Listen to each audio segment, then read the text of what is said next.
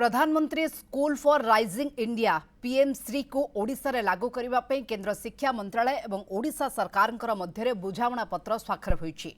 प्रत्येक पौरांचल एवं ब्लॉक रे 2टी लेखे विद्यालय को पीएम श्री योजना रे शामिल करी उन्नतीकरण कराजिवो। एथिरे राज्यर 800 विद्यालय रूपांतरीकरण हेबो।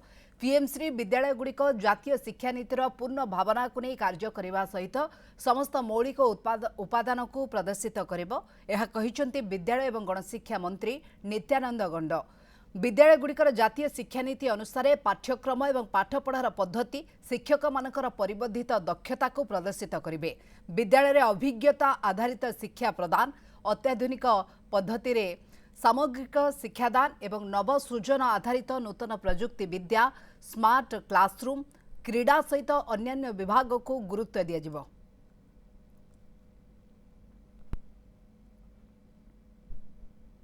निश्चय सबू शिक्षार सबू क्षेत्र को ध्यान दिया तापाई आज केंद्र सरकार पीएम श्री योजना जोटा कि ओडिशा रे लागू हो नथिला वर्तमान गतकाली 9 तारिख रे एमओयू स्वाक्षर होईचे आ ओडिशा रे लागू हेले सबू क्षेत्र विकास।